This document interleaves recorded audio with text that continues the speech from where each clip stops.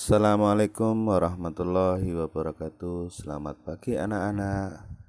Bagaimana kondisinya?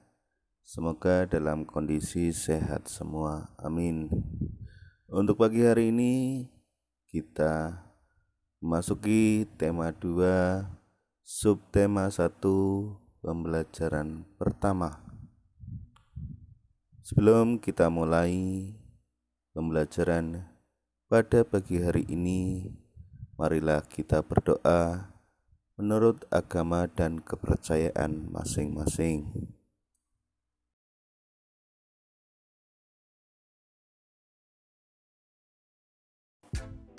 Untuk KD-nya yang pertama ada Bahasa Indonesia KD 3.2, yang kedua ada IPA KD 3.2.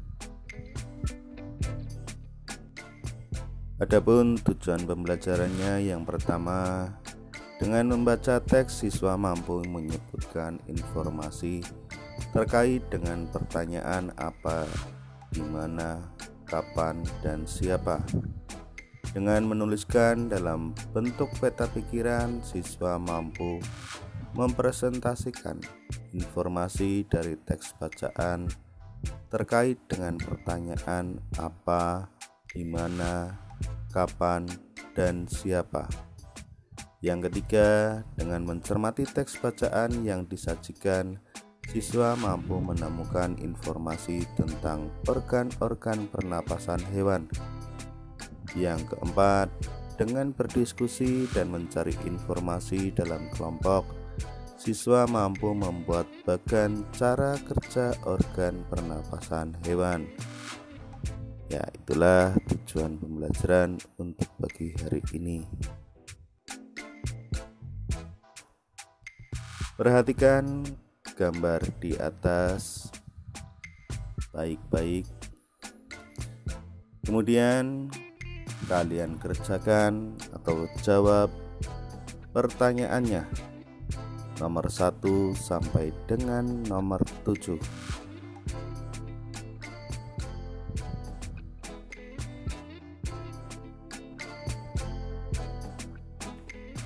Selanjutnya, kalian perhatikan bacaan Dayu dan ikan hias. Dayu melihara banyak ikan hias berjenis ikan mas koki. Ikan-ikan hias itu dipelihara dalam sebuah akuarium. Setiap hari Dayu memberi makan ikan-ikannya. Dayu juga rutin membersihkan akuarium lalu mengganti airnya dengan air bersih. Kegiatan itu ia lakukan seminggu sekali. Dayu senang melihat ikan-ikan di dalam akuarium berenang ke sana kemari. Dayu memperhatikan saat mulut ikan-ikan itu terbuka dan menutup, seolah-olah ikan-ikan itu selalu menelan air. Dayu bertanya-tanya, apa yang dilakukan ikan-ikan itu? Setelah kalian mendengarkan bacaan Dayu dan ikan hias, perhatikan peta pikiran di bawah ini. Kemudian kalian jawablah pertanyaan dalam setiap kotaknya.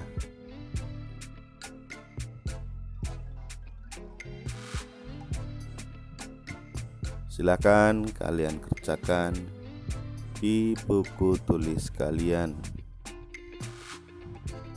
Menurutmu apa yang dilakukan ikan-ikan dengan selalu membuka dan menutup mulutnya? Tuliskan pendapatmu dalam alasan singkat. Kenapa ikan-ikan selalu membuka dan menutup mulutnya itu? Selanjutnya yaitu pernapasan pada hewan. Setiap manusia, hewan juga bernapas untuk mengambil oksigen dan membuang karbon dioksida.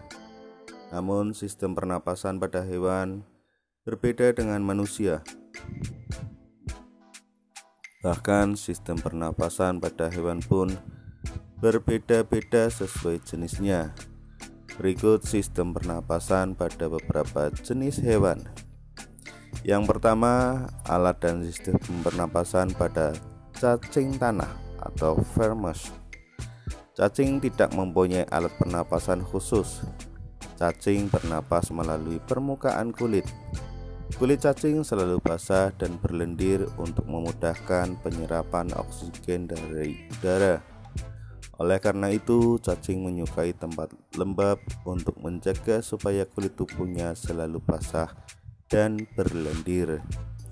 Di bawah permukaan kulit cacing yang tipis terdapat pembuluh udara. Saat udara masuk melalui kulit, oksigen diikat oleh darah. Pada darah, cacing terkandung hemoglobin sehingga mampu mengikat oksigen. Oksigen yang diikat oleh hemoglobin lalu diedarkan ke seluruh tubuh. Zat sisa pembakaran berupa karbon dioksida dan uap air dikeluarkan dari tubuh juga melalui permukaan kulit. Ya, berikut foto mengenai alat pernapasan pada cacing tanah. Selanjutnya yang kedua, alat dan sistem pernapasan pada serangga atau insekta. Seperti hewan lain, serangga bernafas dengan menghisap oksigen dan melepaskan karbon dioksida. Namun alat pernapasan serangga berbeda dengan hewan lain. Alat pernapasan serangga berupa trachea, yaitu sistem tabung yang memiliki banyak percabangan di dalam tubuh. Percabangan trachea disebut tracheola.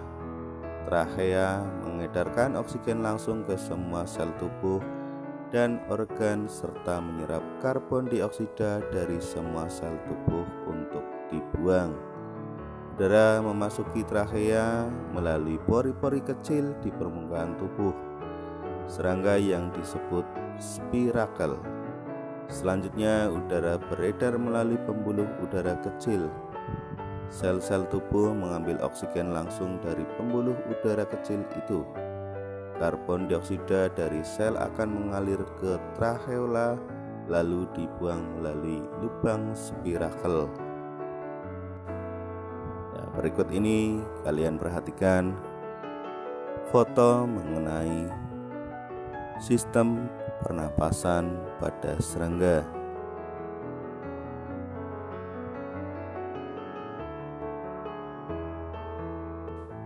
Yang ketiga, alat dan sistem pernapasan pada ikan, yaitu Pisces. Semua makhluk hidup termasuk ikan memerlukan oksigen supaya tetap hidup. Pengambilan oksigen ini melalui proses pernapasan yang melibatkan organ pernapasan.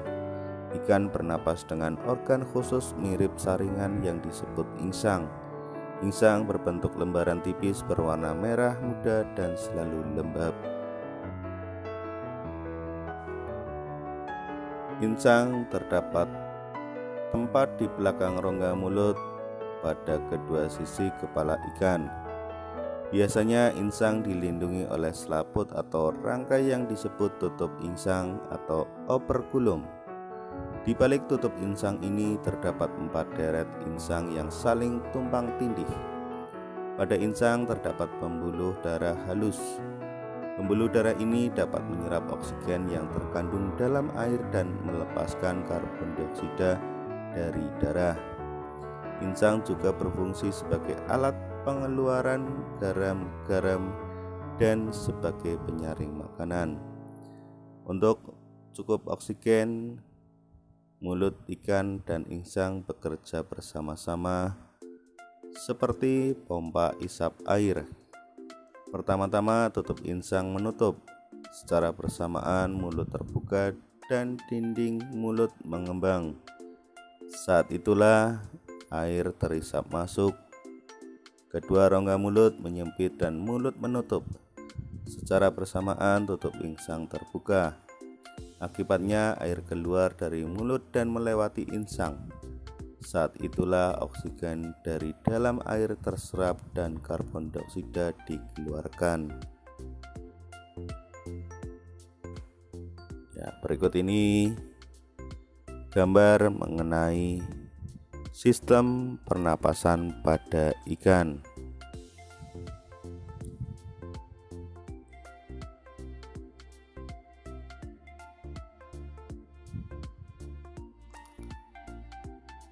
Selanjutnya, kalian perhatikan pada gambar kiri di atas ditunjukkan saat pernapasan dimulai. Mulut ikan membuka dan rongga mulut mengembang untuk mengisap air. Gambar anak panah biru menunjukkan aliran air masuk ke dalam rongga mulut. Gambar sebelah kanan menunjukkan saat berikutnya mulut ikan menutup dan tutup insang terbuka. Gerakan mulut ikan dan tutup insang itu secara bersamaan memompa air keluar dari rongga insang. Anak panah biru menunjukkan aliran air keluar melalui insang. Yang keempat yaitu alat dan sistem pernapasan pada hewan amfibi. Katak termasuk hewan amfibi, yaitu hewan yang hidup di darat dan di air. Saat masih berupa kecebong, katak hidup di dalam air dan bernafas menggunakan insang. Insang kecebong terletak di luar tubuhnya dan terdiri atas lembaran-lembaran kulit halus mengandung kapiler darah. Kalian bisa memperhatikan gambar pernapasan pada katak yang ada di bawah ini.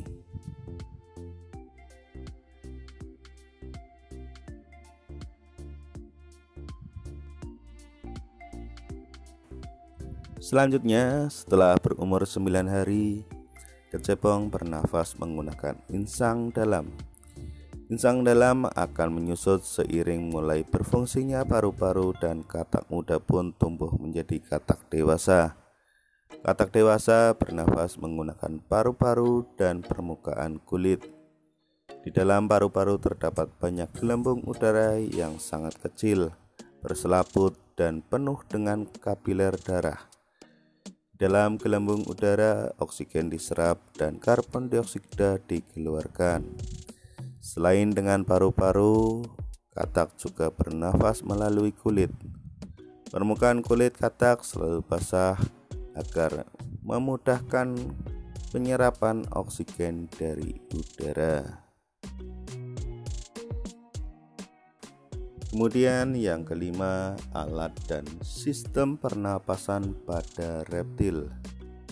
Hewan yang termasuk jenis reptil diantaranya ialah ular, kadal, cicak, buaya, dan biawak. Reptil bernafas menggunakan paru-paru. Udara masuk melalui hidung, lalu ke batang tenggorokan, lalu ke paru-paru. Kalian bisa memperhatikan gambar sistem peredaran darah pada reptil, yaitu ular yang ada di bawahnya.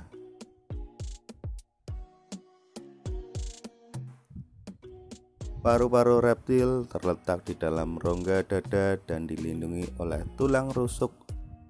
Paru-paru reptil sederhana dengan beberapa lipatan dinding yang dapat membesar permukaan paru-paru. Namun, paru-paru kadal dan buaya lebih kompleks dengan beberapa belahan dan tekstur seperti spons. Pada reptil yang sering berenang di air seperti buaya, lubang hidungnya dapat ditutup selama menyelam. Dengan begitu, air tidak akan masuk ke dalam paru-paru. Yang keenam yaitu alat dan sistem pernapasan pada burung atau aves. Burung bernafas dengan sepasang paru-paru. Paru-paru burung terletak di dalam rongga dada. Udara mengandung oksigen masuk melalui lubang hidung pada pangkal paruh sebelah atas. Selanjutnya, udara masuk ke pembuluh udara yang disebut trachea. Dari trachea, udara sebagian masuk ke paru-paru dan sebagian lagi masuk ke kantong udara. Burung menghirup udara sebanyak-banyaknya saat tidak terbang. Sebaliknya, saat terbang, burung tidak menghirup udara.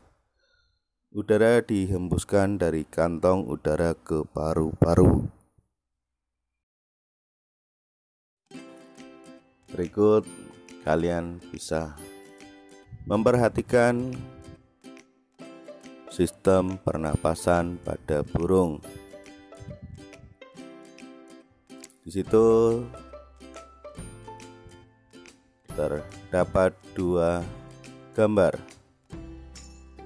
yaitu kondisi burung yang terisi kantong udaranya dan yang satu saat kosong tidak terisi udara. Kantong udara berfungsi sebagai tempat penyimpan udara. Saat tidak terbang, burung menghirup udara sebanyak-banyaknya.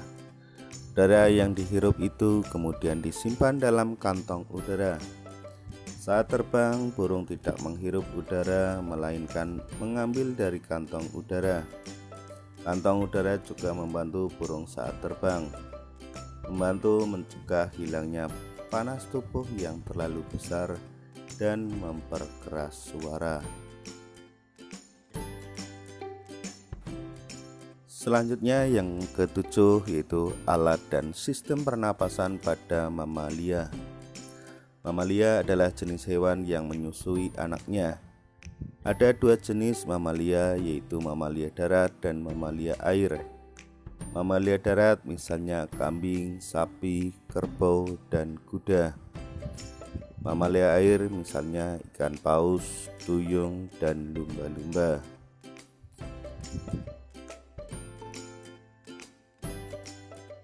Alat pernapasan mamalia dapat terdiri atas hidung, pangkal tenggorok, batang tenggorok, dan paru-paru. Perhatikan gambar organ pernapasan kuda berikut ini. Di situ terdapat hidung, ada trachea, paru-paru, bronchiolus, vena, arteri, dan alveoli.